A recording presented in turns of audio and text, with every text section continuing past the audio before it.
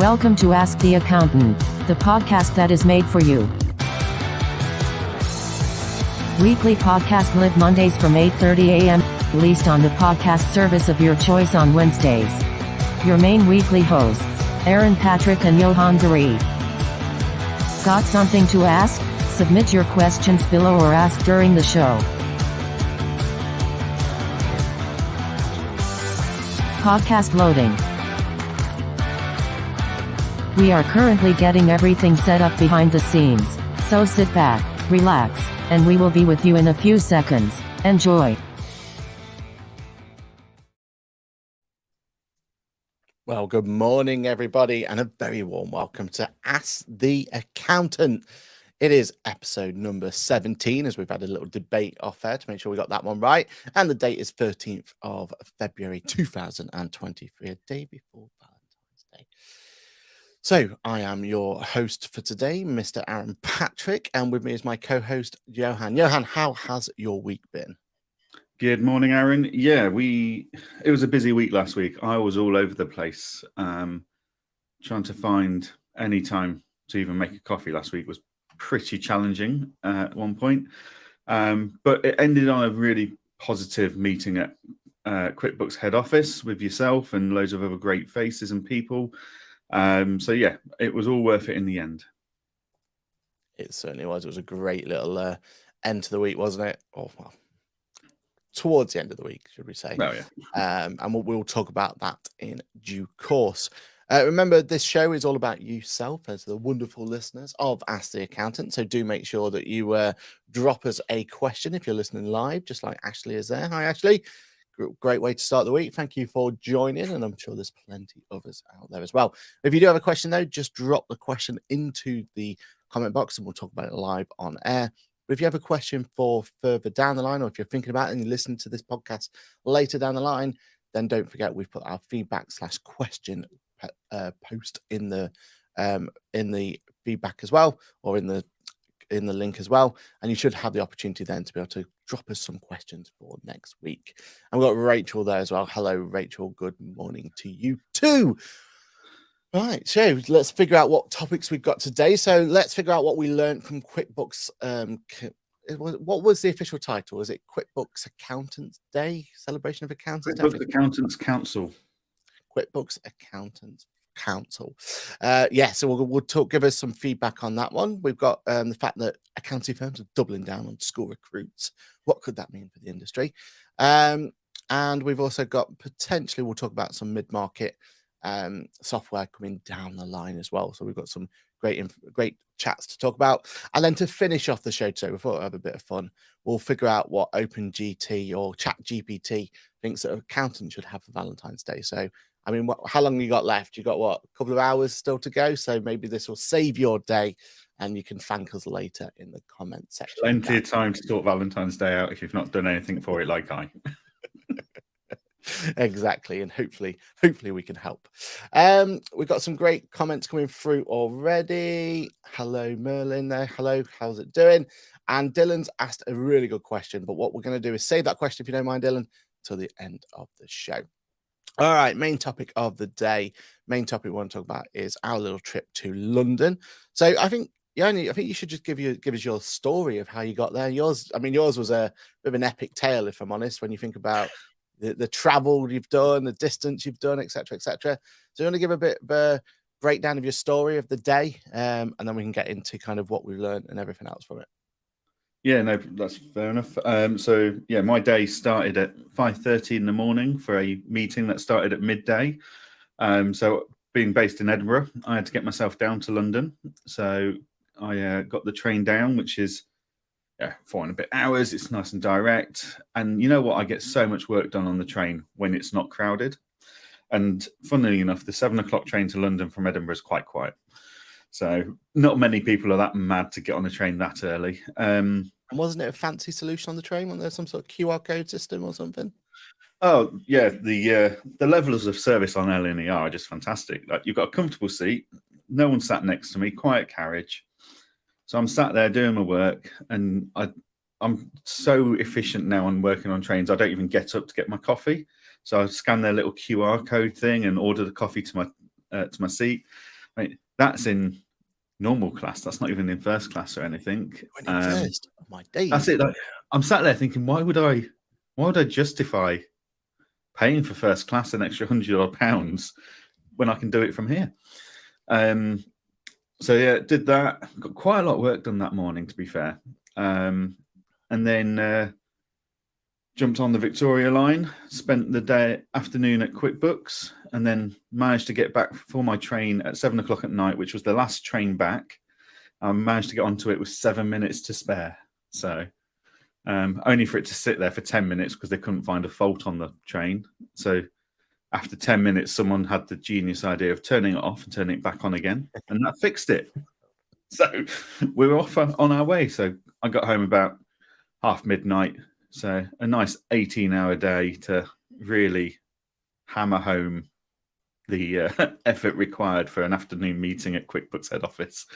But I don't resent it. I don't regret it. It was an absolutely fantastic afternoon.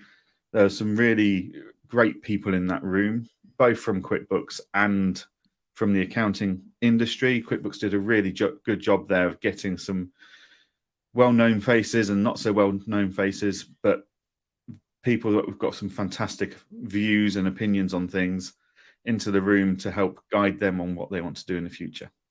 Yeah, and I think that's the key thing, wasn't it? We both were kind of, it came a bit of a surprise, or not a surprise, but it was a bit of a shock to the system, wasn't it, in terms of just the timing of it all? Because I think we both forgot that this was an event that should have happened. I think it was November time, wasn't it? Yeah. That was then pushed back.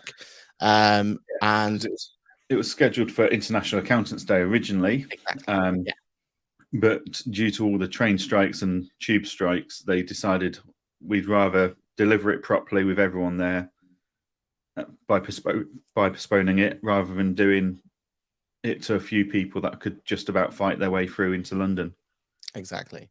But the whole event was really well done. It was a focus on accountants first and giving us the opportunity not just to sit in front of an auditorium and being talked at for 2 hours plus or whatever it was going to be. It gave us an opportunity to actually, I mean, we joked it felt a bit like speed dating, didn't we? We were given the opportunity to go to individual booths. Each of those booths had various topics on. So one of them was new innovations. One of them was all about Pro Advisor portal, things like that.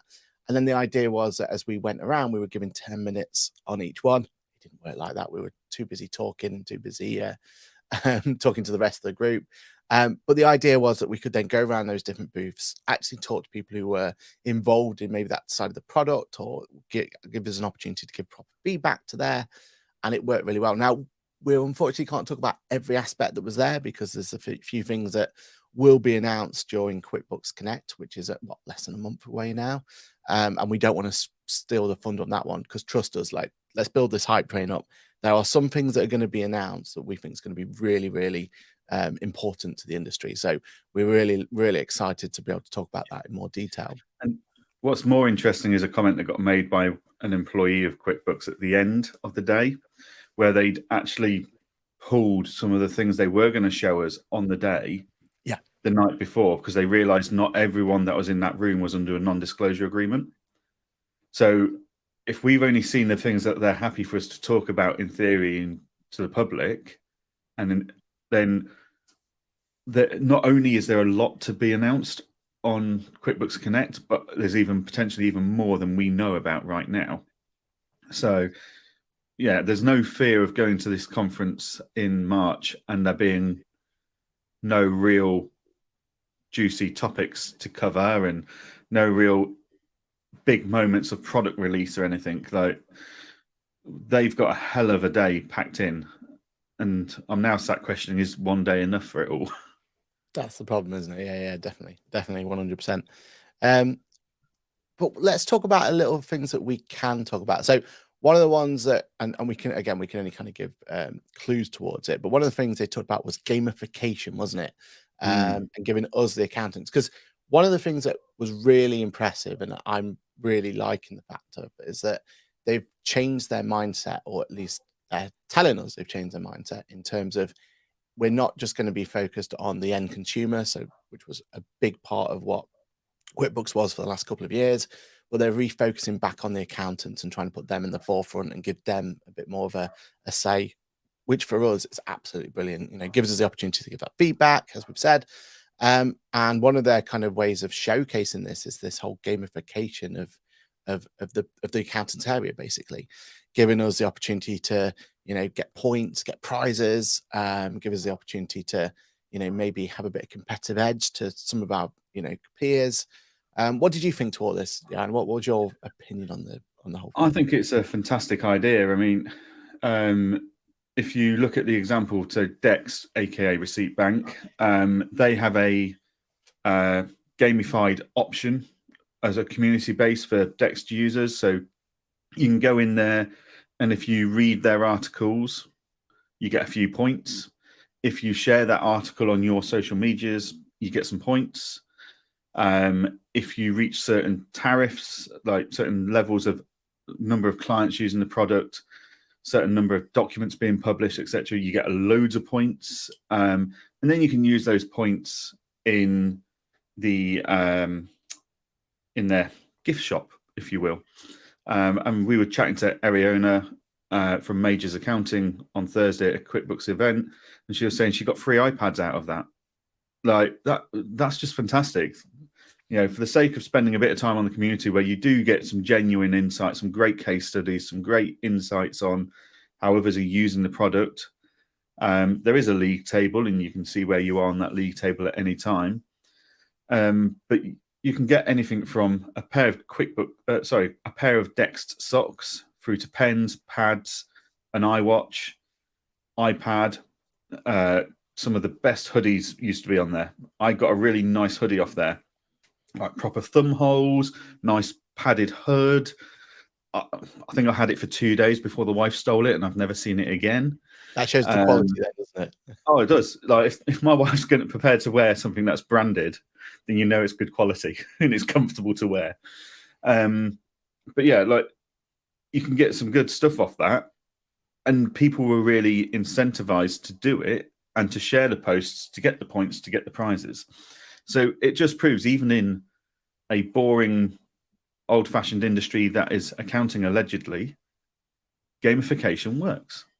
So yeah, I'm excited to see the gamification come through, and I'm excited that it's not just targeting firm owners, it's targeting all pro advisors. So whether that's the firm owner through to whatever level of admin you've got QuickBooks certified so they can do some basic stuff on QuickBooks, they can all take part in this. And it's not all accounting focused. It's around different things, and there's a bit of marketing in there and stuff like that. And I think that's just a great way to expose a team member to a different field that ultimately, if you're going to be a firm owner in the future, you're going to need to understand a bit about marketing, because you're a business owner. So if we can expose them to that and give them some basic understanding, that sets them up for the future. But also it might reveal, actually, I really enjoyed that. That's it becomes a bit of a passion and a project of theirs to then focus on. At which point, as employers, we're getting even more value out of our employees. So yeah, huge benefits from the gamification and rolling it out to everyone. I'm excited to see the full detail of it and to discuss it more and to see how the team embrace it going forwards. But having seen it work for Dext, and they've got the gift side nailed in Dext, and they've got the whole making sure people are interacting with their social media posts by giving them points nailed. I think QuickBooks could learn a very large amount from that. I would argue their certification process and their training is very basic at Dext compared to QuickBooks. So if QuickBooks can learn what Dext have got really right and put that into the rest of what they've already got, I think it's a hugely beneficial thing to come out in the next few months. And it was interesting to see the passion behind it as well, wasn't there? We got to actually look and talk to people who have been building this process and had an idea that they just had from the start, and see it come out to fruition. So that, I think that really just showed that there'll be a lot of excitement coming from it. And also, if I put my kind of training hat on, like you said there about the training side of things, I know from behind the scenes, it's giving us as trainers the ability to have much more breadth to it. You know, it's going away from just having that core and then advanced certification, which is fantastic, and they're really meaningful and they're really useful. But we're always limited to time, and we're always limited to what we were able to actually deliver as a training product. With this, though, it gives us that chance to have multiple strands to it, multiple elements to it, and we can really go into detail about how to best use QuickBooks, which is what it's all about. And I know, you know, the rest of the team and myself, we're really excited to be able to kind of bring some stuff in like that. So yeah, no, absolutely loved it. We also got to see some of the kind of new innovations, which we can't wait to talk about, as we've said before. But it was also good to kind of just get that opportunity to give feedback there and then, wasn't it? Like, I know you were able to give some really crucial feedback to it, and we all were. And then at the end, we were also given the opportunity to talk to basically the whole room about feedback and how we're doing and everything else. And I think, you know, they were definitely, even like the head of UK QuickBooks, so Joe Lawn and everyone else, we were seeing them writing stuff down, weren't we? You know, Nick Williams was there writing stuff down as well. You know, proof's going to be in the pudding, but it looks like they were using that opportunity, using that time accordingly, which was good to see, wasn't it? Yeah, I mean, I'm always dubious of any big companies that say they're going to change path and change tack and start focusing on something else. But I always think that if you're going to do that, when you've got a change of leadership is the time to do it. You know, Joe Lawn seems to be very passionate about accountants, focused on accountants. And if that's, you know, if we've got an accounting council out of this already, where they seem to have taken on a lot of our feedback from uncontrolled channels, shall we say. So like people are just feeding back to them constantly, but they've taken a lot of that on board, and we've seen huge improvements in some of the products that are coming out because of our feedback in a non-structured way. So to have that now in a structured manner can only be a good thing. And yeah, I will give Jo Lawn the chance to prove that she is true to her word and that her focus is accountants. Like, we can all stand up on the stage and say we're going to do something, whether we do or not, it's a different matter. But you know, there's no track record of her in the UK running UK QuickBooks, so let's give her a chance to prove that she is going to do what she says she's going to do. And at this moment in time, I feel like she is working towards delivering what she wants to deliver. Yeah, and with Nick Williams being, you know, effectively the right-hand man sort of idea, and having that product lead and everything else, it's looking positive, isn't it? I mean, he's very much focused on accountants, so yeah, it gives us an opportunity. And you know, I know from some of the feedback we've already given that there is some, you know, some changes are coming soon. So yeah, it's going to be good to see that. Wonderful. All right. Okay. So that's exciting, isn't it? And we can't wait to tell you a little bit more. I know we've been a little bit vague on some of the announcements and everything else, but you know, it is for good reason. And I promise you that when we are allowed to talk about them, we'll be talking your ears off about those features. So the next bit we want to talk about is how it seems like, and to be honest, I thought this was already the case, but you know, we've had an article on Accountancy Age. That must means it's true now. So if it's written on Accountancy Age or any of the other publications, and finally it's true. But UK accounting firms doubled down on school recruit amid talent war. So I'm pretty sure everyone's aware at the moment of the difficulty that we've got in recruitment these days. And it says that the way to evade the talent crisis is basically to go in and to make sure that we get the school recruits in from day one, looking at things like apprenticeship schemes and items like that to really encourage them, to bring them in and to mold them into the training that you would like your recruits to be. For me, this has been how we've always had to do it, especially in Bofix. Like we've never had that luxury of being able to rely on recruitment firms to be able to bring us in the talent that we've needed. So we've had to kind of always force and go down it. Now, my question to you, Johann, and how your experience has been, is it's all well and good us targeting as an accounting firm and trying to encourage people to come through the apprenticeship schemes. But ultimately, for me, I feel like the best place or the most impactful place of doing that is your accounting profession bodies. So you got AAT, you got ICAW, you got ACCA, you've got the Scottish equivalent. I've forgotten what it's called. ICAS, is it maybe? Yeah. Yeah. But those are the places where realistically, if this is going to work, that's got to be coming from them. How's your experience been with this? Is this something you've been doing before, or is this something you've ever ever kind of had problems with in the past? My overall concern about this whole thing is the firms that have got the resources, money, and time to go into schools, the credibility for schools to let them in, to talk to their students, are they really the firms that you want advertising and promoting accountancy of the future? Because I'd argue they're probably not. Like, these are big firms that have archaic processes, and someone's going to try and do me for slander for this, but I don't care. They can join the line. But like, they're pushing overtime. They're making, pushing study at your own time, at your own pace, at home. They're going for apprenticeships because they want cheap labor. Like, these are not the firms that are out there going unlimited holidays, work from home as much as you like, flexible working hours. You choose your own career paths within our business. If you're interested in this, we will support you with that. Yep. They're not the firms that do that. They're the firms that go, we'll take you from school, we'll put you into an apprenticeship, you'll sit in this cubicle and you're going to do bank reconciling for the next 2 years.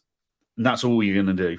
Then you're going to spend a year doing VAT reports, and that's all you're going to do. There's no wonder there's people dropping out left, right, and centre because they think it's boring. Mm. If we could, if we can get young people into proactive, industry-leading firms, that doesn't mean they're in the top 10 or top 100 firms. They're just proactive, modern-run businesses. Then we might be able to help getting them into the industry and keep them. At the moment, we're piling in high volumes of people at apprenticeship levels and stuff because mum and dad say, "Oh, go be an accountant. That'll be a good, steady job. You'll always need an accountant." And life's miserable because you're just doing the same thing for 2 years. Until we get the running of our own firms properly nailed to make it enticing and exciting for young people to come in, then they're not going to be interested in us. They are going to go out and do whatever else their mates are doing. Like, I know there's a drop off of people taking up accounting at universities and colleges. Yeah, which is understandable, really, isn't it? It's not, it's a dry topic. Exactly. And to be fair, the best employees I've ever had are ones that have learned on the job, not through college and university, where they've divulged the textbook, they can answer the questions in the right order, but as soon as you put them in front of a person that's got a business, they clamp up and they're useless. What we need is a better way of getting people into the industry and on-the-job training, but in a real diverse way, so that we're not just going, well, you can't do anything until you've got bank reconciling nailed, and that's going to take you 2 years of sitting in a cubicle. We need to have those people out doing client meetings, shadowing client managers or account managers, whatever you want to call them, from day one. Like, they've got to see what the bigger picture is. And when you're just blinkered, just processing bank reconciling, it's boring. And so I wonder, yes, we've seen a drop off people doing the courses, but how many people actually enter the industry and drop out within a year or two? And actually, how many of those drop out because they've just been poorly led, poorly managed, and just put in a pigeonhole, and that's it. That's all they do. Yeah, it's that pigeonhole status that really winds me up. And I think that's the bit where you get such a big difference in terms of what people perceive of what an accounting career can be. You basically pigeonholed into whatever the need of the practice is at that point in time. If they need payroll, if they need auditing, if they need whatever they need resource for at that point, you're pigeonholed into then. And then really, from your point of view, it's look at the draw is where your career takes you, doesn't it? Like, that isn't going to entice younger people to really want to stay in the accountancy profession. We've been trying. I know we've done it ourselves, haven't we? In some initiatives, and it's about trying to make sure that we're showcasing accounting for what it should be. We're trying to push business advisory, and we keep saying this as a sexy word, but ultimately we should be pushing that from day one, shouldn't we? Like, these younger people that are coming in, they're going to be the future of what business advisory can be. They're not just coming in because of their skill set of, like you said, bank reconciliations or getting the best VAT returns, done in the shortest amount of time, or whatever the skill set is of certain workforce. They're coming in with the opportunity and hopefully the appetite to be able to go in and problem solve. And I think that's where we can show accountancy as its best light. The idea that it is problem solving, it is helping clients, it is giving opportunities to help small businesses. Like we've said before on this show, and we'll say it a lot of times, when you look at recruitment and you look at trying to bring people in your own practice, sometimes empathy is one of the highest bits that you want to be looking out for. Like, if you can find someone who cares about small businesses and wants to help them succeed, well, that's a massive part of helping and getting them interested in accountancy and wanting, and that person's going to be around for the long haul. We can't, like you said, we can't be sending in people or firms in there that's going to be trying to say how it's so great to file VAT returns, because ultimately, like, that's not exciting. It's not joyful, is it? But if you can go in and tell people that actually you're giving the opportunity to help small businesses grow and prosper and finding solutions for them and problem solving, then that has to be exciting, doesn't it? And that's where we should be pushing it. Yeah, definitely. I mean, until the big boys catch up, like, the industry's in trouble, because the smaller firms like ourselves, we haven't got the resources, the capacity, or the money to invest in taking on waves of apprenticeships, etc. We need to rely on the big firms to do that, to get people into our industry. But we need the big firms to be using the latest tech, the latest processes, the latest softwares. Otherwise, people will be bored and walk away. Yeah, 100%. And also, it's not just it's not just time for us and capacity. It's, as a smaller firm now, we get to look at a bigger geographical area. Gone in the days when there was one or two accounting firms in each town, city, or whatever it's going to be, and it was which one of those were you going to choose. Nowadays, because of working from home, because of that, we get to open our doors up to a much wider geographical area, doesn't it? So, as a small accounting firm, we're supposed to go to the 50 odd that are in our catchment area now, that or if you're nationwide, you have to go to every single school and try and pitch it there. So yeah, it's much more difficult for the likes of us. That's why, and I know, people are trying to change it. Rachel, who's shouted out here, and great shout out to the work she's done so far. She's trying to push AAT to be more, say the right words and everything else. As part of ICAW Small Practice Committee, I'm trying to help and guide that way of doing it as well. And we're trying to do little things, but like you said, we need the big boys to step up and bring it to the plate, and then those accounting professions then can see like a much more worthwhile career choice, and not just because accounting is quite high up the alphabet that gets spotted more than because I'm sure that's how some of the people get into the industry. It's like, let's go down the list. I'll stop at accounting, I'll do. Yeah. So, and as you said about empathy as well, like, you can't get into my leadership team and have a role in my leadership team if you've not run your own business at some point in your career. That is just a rule we have, so that my team have always got empathy with all the big decisions that are being made. Anything we do, it's like, how would we have felt as business owners about that decision? Would that have helped us or hindered us? So people coming out of college and university with these qualifications, that's all well and good, but unless you can prove empathy towards a small business owner, it's not going to get you anywhere. Like, I'd put more value on, and I think you and I have both said this to university students directly, that we would put more value on people that tell us that they've been watching YouTube videos and they really like this business coach method, or they've been listening to podcasts and these are the relevant topics of the day, blah, blah, blah, rather than someone comes in that goes, I've got this certificate. And it's like, cool. Doesn't just means you know where to put the right answers into a box. That doesn't mean you understand business. It doesn't mean you can empathize with people. So yeah, my concern is it's the wrong people trying to get people into the industry, and the dropout rates are going to be too high here.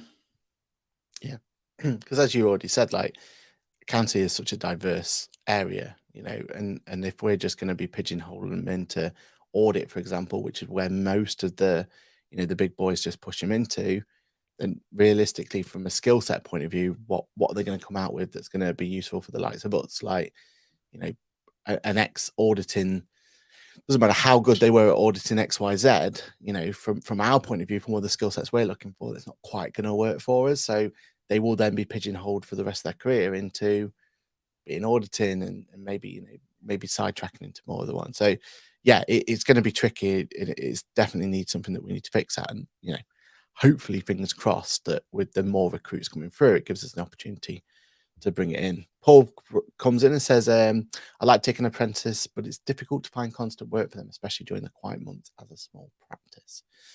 Yeah, I can't sympathize with that because I don't have quiet time ever, but I do understand where you're coming from there, Paul. I do think it's one of those, because especially in their early days as an apprentice, you do need to spend a lot of time with them. You do need to make sure, nurture them and give them that time.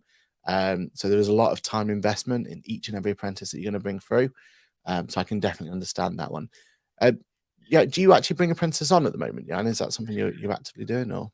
We keep looking at it. The problem we've got in Scotland is apprenticeships are very poorly funded and supported compared to England. So if we were based in England, yes, we probably would do more apprenticeships. So like at the time when the government were pushing apprenticeships, I think, Aaron, you'd have been offered $5,000 to bring someone in to spend on equipment, setting them up, etc.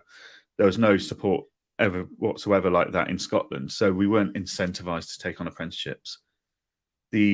The biggest headache for us is to make an apprenticeship work and be profitable, in effect, for us, because ultimately we're running a business. We need to see a profit out of this, whether it's today, tomorrow, or in 5 years' time. To make it efficient, you probably want 2 or 3 apprentices with one person that's just full-time dealing with those apprentices with a client bank. So that means that someone's not. So we've got three apprentices who are costing us money but not overly productive, and we've got one person that's costing us a lot more money who's less productive than they are now because they're now spending loads of time training apprentices. There's got to be a scalability there. It's got to be an efficient and cost-effective use of resources.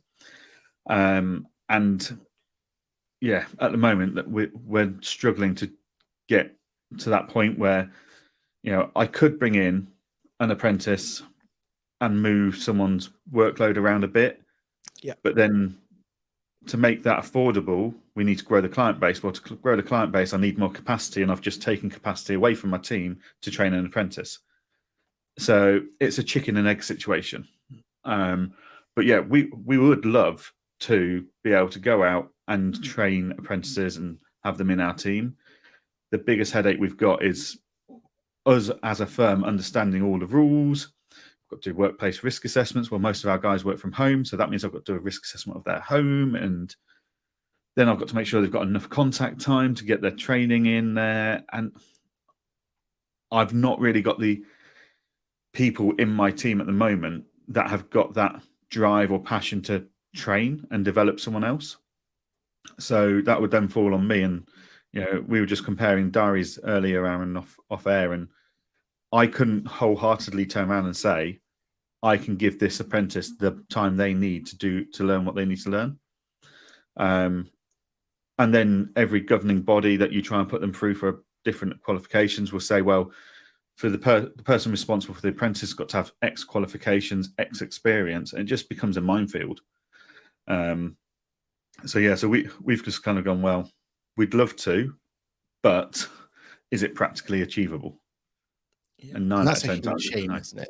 That's the bit where it becomes a bit of a kicker, doesn't it? Because the whole, for me, the beauty of being able to bring apprenticeships on is you get that opportunity to mold and bring them into, doing stuff different. We've said it already, like we don't want to be just coming in and doing it, the old-fashioned way that's been done for 30 odd years. We want to look at things in a different way, look at things more efficiently, look at things in a way where we can give the chance for our team to have that capacity to be able to do more good than just filing a VAT return. Let's find ways where we can speed that process up, but then be able to bring in opportunities to actually help clients look at cash flow and everything else that comes with it. And the only way we've been able to achieve that is by being able to mold people into that mindset, into that opportunistic look at it. If we were to bring people in, especially in our area, when we, in our local area, very, very old school practices that dominate the kind of recruitment and everything else. And if we're looking to bring people on from those, it would have we would have trying to completely change the way they've been doing it for the past X amount of years, and it was going to prove difficult. So yeah, it's a shame that there isn't that incentive up in Scotland to do it, because like you said, for us, we do get that incentive, and it does makes it more worthwhile. It's not perfect, like there's still a lot of effort we have to do, and there's a lot of work that we've got to bring in, but it is that better opportunity to at least give us a fighting chance to make it work. So no, that's a massive shame, and it's a lost opportunity for you guys, isn't it? Yeah, definitely. And yeah, I mean, I could go on for hours on various political views of it all, but yeah, ultimately we're not incentivized to do it. We need we shouldn't need incentivizing, I agree, but at the same time, the amount of work, time and resources we need to put into it, it's got to be a logical business decision. And at this moment in time, it's just not. Yep. And until we find a way to make that the case, it's never going to change, is it? So unfortunately. Okay, let's change a little bit of our tack for now, and let's just quickly go through some of these questions that we've had. We've got two really good juicy questions that come through, and then that gives us a chance to finish the day off on a bit of a lighter note. So first of all, Dylan Rees asked the following: I'm getting near the VAT threshold as an eBay reseller. Any tips or advice? And I'm not going to avoid it, as I can't claim from my cash purchases. Oh, Dylan, we get this question a lot. We've actually got a shameless plug here, but there is actually some videos on my channels just to give you some incentives or give you some opportunities to look at it. But yeah, we feel your pain. For anyone who doesn't understand kind of the pain that Dylan's going to go through here, a lot of the online resellers or online marketplaces now are doubling down on VAT and a self-assessment income tax as well, basically because HMRC are putting pressure on them. So whereas before you could be kind of maybe a little bit loose in terms of, are you able to hit that 85k threshold, and can you just sit there a little bit? Unfortunately, with eBay and the rest of them, we don't know what their threshold hits, so they have their own internal threshold as to what you hit before they want to see a VAT registration number. And the reason for that is because eBay and the rest of those selling platforms out there have that, or they know and they have that fear that you're not just selling on that one platform. You may be selling on other platforms at the same time. So if they had an 85,000 threshold or whatever they want to put as their number, that might not be enough to hit whatever the other selling platforms you're on. So your problem you have with eBay and all these ones is you may well be happily sat at the 60, 50,000 threshold, but you may trigger their internal requirement for you then to have to actually provide a VAT return, forcing you to go VAT registered before you can. Because there are various ways in which you could make sure that you do keep below the threshold. You can kind of work your business that way. You could try and do that. But ultimately, if you don't know what this quote unquote threshold is going to be, and there's an ambiguity to what that number is, it's always going to be really, really difficult to run a business based on trying to keep below a number that you don't know what it's going to be. So we do see this problem a lot at the moment. Now, the other thing, so people can know that why, especially for eBay resellers and people who use eBay, majority of the time that you're trying to sell products and services that you can't just go and add 20% onto, because if you just add 20% onto everything you sell, well, then people are going to just search for the next cheapest item, and you'll never be able to make the numbers work for you. So you're always going to be in a position where VAT, unfortunately, is going to hit you quite hard. Our biggest tip and the way that we try and push, and it's not an easy solution, but you need to try and smash that 85,000 threshold and try and get much higher into the 100K kind of turnover to be able to make it worthwhile. The other thing to look at is there are some schemes out there. So there's what's called global margin scheme, which is a VAT scheme to try and help you. The fact that you can't, as you said there, reclaim that VAT on your purchases. There's opportunities like that. And there's also the flat rate scheme as well that might be applicable, might be a way in which you can actually do it. So there are schemes designed to help you in your particular situation, Dylan, but it is a tricky one, and it's something that I said, plenty of videos to look out for. Yeah, have you had similar problems with your clients? Is it kind of one of those bigger issues at the moment? Not as much with online retailers, because that's your field of expertise. We've seen it a lot more in construction, where they've done quite well, as they've just been the local gas fitter, the local plumber, the local electrician that goes around to Mrs. Smith's house and does a job. But because of demand, they've suddenly got really close to the VAT threshold. And they've got two choices. One is they go VAT, well, they've got three choices. One is they go VAT registered, put their prices up by 20% because they're now VAT registered, and lose out to on every job that they quote because they're now 20% more expensive than all their competitors who aren't VAT registered yet. The second option is to put their prices up by a smaller percentage, taking into account the VAT they're going to reclaim, so that they can offset some of the price increase, but you're still going to lose out on a majority of jobs because you're more expensive than the people that aren't VAT registered. And the third choice is you carry on as you are, go VAT registered, don't put your prices up, and know you're going to take a 20% hit on your profit. Now, you might be able to do that if you've been pricing well and you're profitable. If your profit's 30, 40%, it might be affordable, but it's most cases it's not. So yeah, like normally when we see someone in the trades industry get to the point where they're VATable, they then also we tend to see them do a bit of a change in their audience and their ideal client. They go from dealing with Mrs. Smith's boiler to dealing with businesses and contract work where they're going to be subject to VAT, but they can claim it back because the people they're dealing with are the bigger companies that have got VAT registration themselves. Yeah.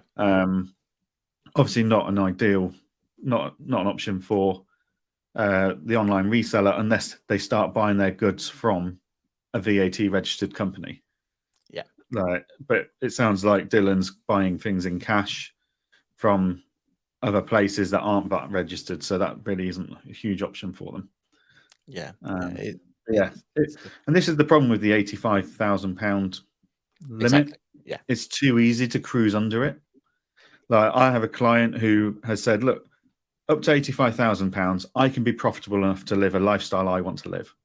Once I get to that, whether it takes me 3 months or 12 months or 9 months, I'm not going to go past that. I'm going to close my business down. And so he's a roofer. So he basically runs a season now of he'll do work during the winter because it's busy. That's demand time for storm and flood damage. He then normally has his spring off, does a bit of work in the summer because it's nicer to work in the summer, but he tailors it around what he wants to do with his holidays. And then he's back into the winter. Like, he doesn't have to push for work. He doesn't have to stress, have I got enough work coming in? He's got more than enough. He's turning it away because he doesn't want to cross that threshold. Yeah. So he's basically become a seasonal business. Whereas if we drop the VAT threshold in the whole country down to 10K turnover, and pretty much everyone that's in business then would have to be registered, well, not only would that help prevent this, I'm not going to go past this 85K mark, it would help the economy grow, and we could potentially reduce, because of the huge increase in VAT returns, we could reduce the VAT rate that we pay. Instead of 20%, it could go down to 10%, and the revenue would maintain the same income because there's more businesses paying it. So, yeah, this 85K limit is really challenging for a lot of businesses, and it stumps economic growth. Exactly, and I completely agree. But then the other part of the argument and other people pushing for is why is it not grown and why is it not going even higher? And that it's going to Yeah. cause its Why is it own. not growing with inflation? Exactly. So yes, it's one of those I think we'll be coming back to time and time again. My final bit of advice for you, Dylan, as well, is if you are close to that VAT threshold, is get yourself VAT registered ASAP. I know some horror stories out there where people have been taking 6 months to get their VAT registration through for various issues, problems, HMRC, backlog, all this sort of stuff that comes through. And unfortunately, eBay, if they want you to be VAT registered, then they will just close your shop. Well, in fairness, they don't close your shop, but they won't let you put any more listings on there at all, which could really stump your shop going forward. So yeah, if you are close to that threshold, do make sure you get yourself out there, trying to get your VAT threshold numbers sorted. We got another question. So Seamus asks the following: I'm growing a part-time business, making a loss with some part-time employment under PAYE. What's the best way to deal with business subsistence and travel expense that I pay myself? Should I claim for the business as a loan and building up debt, or offset again income tax in annual PAYE return? Johann, you want to have a stab at that one? Yeah, I'm going to make an assumption that you're running a sole trader business here and not a limited company. But either way, whether it's sole trader or limited, I would be registering all of my costs of running that business. And then how we treat that at the end is entirely open to a discussion with the accountant and the business owner. If it's a limited company, it's just going to be put down as a director's loan, which will be paid back to the director at a point of time when the business's cash flow can afford to do so. If it's a sole trader, then it's a question of, do we carry the loss forward? Is that going to be more beneficial based on your personal plans? Do we offset it against previous year's taxes? Like it's one of those there's so much of a bigger picture here that you really need to sit and have a chat with an accountant so we understand all your incomes and all your outgoings, what your objectives of this part-time business is, what your objectives of the part-time employment are, so that we can make sure we're giving you the right advice on that one for you personally. But you've got a few different options. But either way, yes, record what you're covering personally, because the business technically owes you that money back. Yeah, and then that's the important thing, isn't it? Is getting in that mindset of actually recording it in the first place. I think a lot of people kind of forget that whole aspect, that if you haven't recorded it in the first place, then how are we going to know? Like, yeah, there is a chance for us to kind of go back and maybe do a bit of retrospectively look at bank statements and credit card statements or whatever it's going to be. But actually, it's going to be far easier to make that decision and be able to make a worthwhile case if we can see the information in the first place. So, yeah, and like you said, there's loads of reason, and the fact we've got changes in rates coming forward. So maybe it is a limited company, and maybe that's going to affect you going forward. Tax rates changing also. There's a lot of considerations now. It's not clear cut of let's do X, let's do Y. I think having to look at the whole solution is going to be the best way. So yeah. Great question though, and really appreciate both of those questions coming through. The only thing I would add on to that one is, regardless of the tax position, if you're growing this part-time business with the plan of going full-time with it, and you're not recording the true costs of running this business, how can you decide when the business can afford for you to go full-time with it and to drop off the part-time employment? So if right, for me to work in this business full-time without any employment income, I need to achieve £25,000 sales or whatever it is, but you're not taking into account the £5,000 worth of travel and subsistence costs you're picking up a year that you're covering yourself at the moment, then you're going to make a decision and find yourself short very quickly.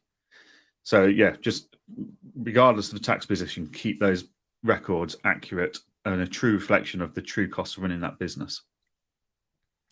Yeah, and we would recommend something like QuickBooks, or we would Xero, or some of the others are out there. We have to be unbiased, don't we? So yeah, we would recommend you using accounting software. Yes, yeah. And which one you choose is up to you.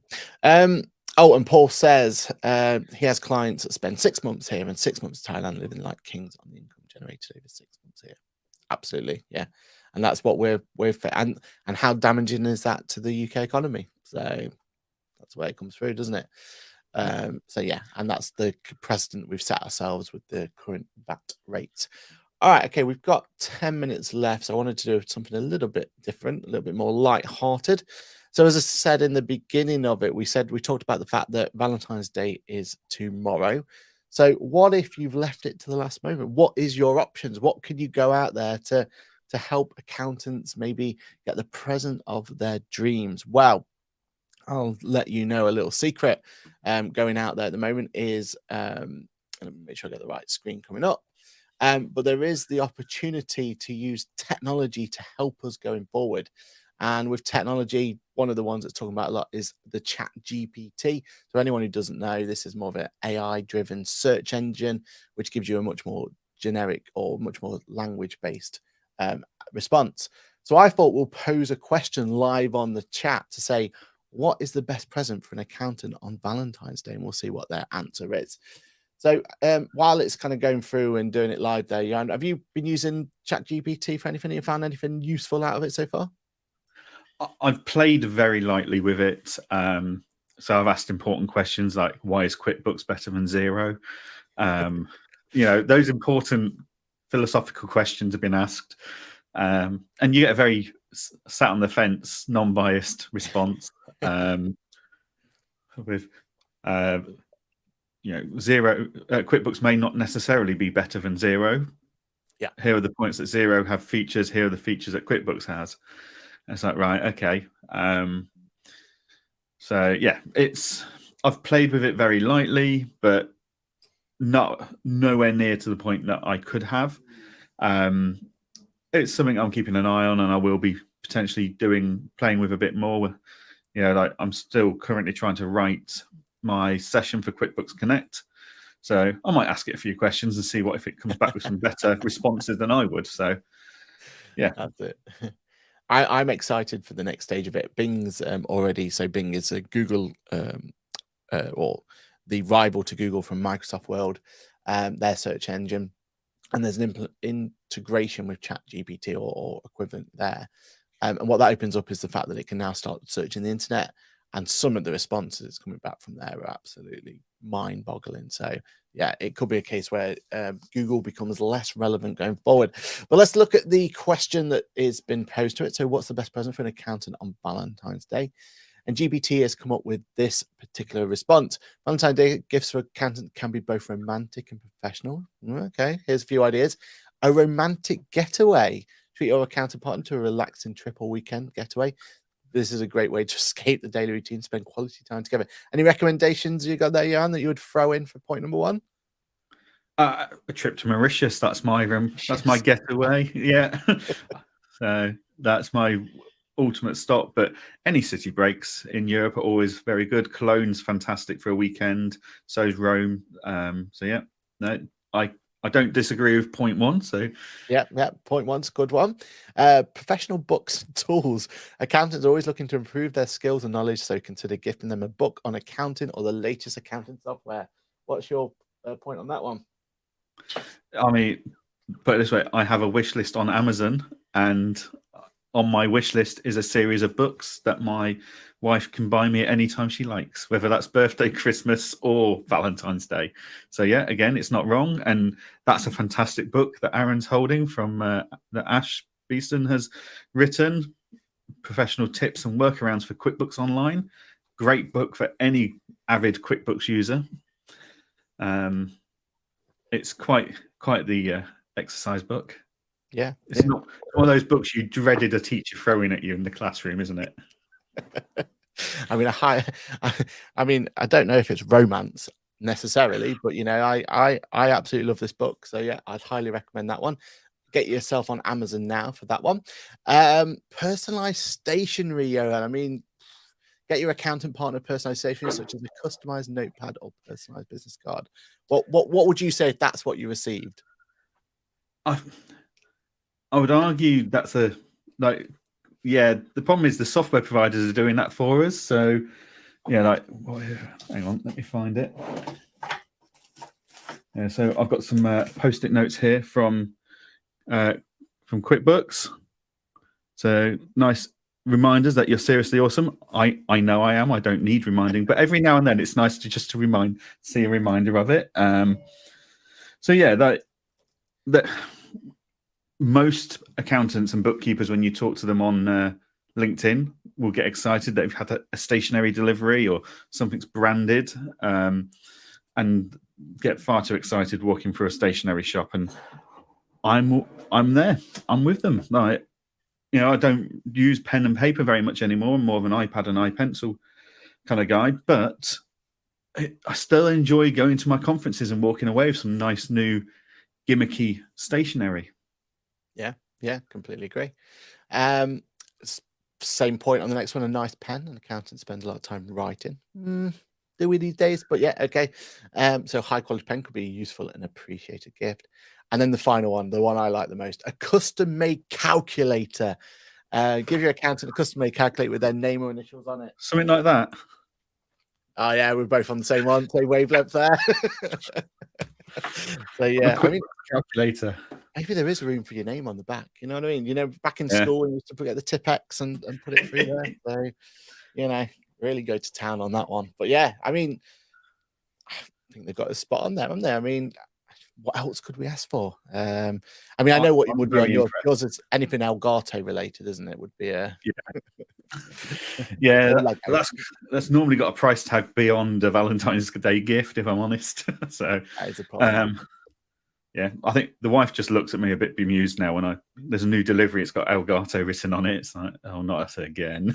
So, but yeah. And then finally for today as well, just so we end on a thing. If those gifts are out of question, if you haven't got time to get there for you, then don't worry. QuickBooks have got you covered. So I need to give their social media team a bit of a what do you call it on this one? Oh, wrong screen. Oh no, it's the right screen. So their social media campaign, they've already got pre-printed what do you call it for you, Valentine's Day cards. So just give your opinion on this one. So we've got a lot of interest in you there. Yeah, very good. Oh, very good, very good. Yeah. Very current with the interest rates. Exactly. We've been together for 40 years. Many happy returns. A little tax return on there. Not as keen on that one, but you can see where they're going with it. Not loving that one. No. Leave you that chance. So a bit of a pun on VAT. Very good. Yeah. And is that eggs there we see, or is that money? Oh, it is money, unfortunately. Is it? No, yeah. They could have put eggs there just to really bring back tie it into the chicken advert. Exactly. Let's get physical. Yeah, risque. Again, yeah, I'm not 100% bought on that one, but I can see where they're going with it. I think there's one more. Late at night, I'll be your holding company. Oh dear. Right. Oh dear. So shout out QuickBooks on that one for getting their cards in ready to go. So yeah, brilliant. And I think that's it. Go warm up the printer. Yeah, exactly. Yeah, get that one sent over, and we go from there. All right, awesome. So yeah, anything you want to kind of talk about or promote for this week coming up? No, I don't think so. I mean, I've got to do a video and stick it out because we've just done another wave of updates for Client Engager, which are all out in the public domain as of last night. A bit behind on my update videos there. But no, I'm office bound for the next week, basically. I've got 2 key team members off today and tomorrow, another one off Wednesday, Thursday. So I'm just about to support the team, whatever they need. And based on last week, I bet you can't wait as well. Oh, Paul says, wife got me a personalized desk nameplate 1 year. Yeah, that's a cracking idea for Valentine's Day. Opportunity or creating. So again, thank you for everyone who's putting some comments in. It's been absolutely brilliant. Remember, if you want to listen to us live, then we go live at 8:30 a.m. each and every Monday morning. And we've kind of been talking in the background and making sure that we've got some contingency plans ahead, haven't we, Johann? So when that comes to fruition, we'll let you know more often. So keep that in mind. So we'll be making sure we're keeping on these 8:30 trains for Mondays. And also don't forget that if you want to listen to a podcast, then our podcast goes live on Wednesday. So if you haven't been able to listen to us live, why not give us an opportunity? And that is it. That is this week's Ask the Accountant done and dusted. Hope everyone has a fantastic week ahead. And we look forward to seeing you next week at 8:30 a.m. if you're going to join us live, or we get to see us on the Wednesday. So with that, it's a goodbye from me. And a goodbye from me. Cheers, everyone. Have a good week. Bye.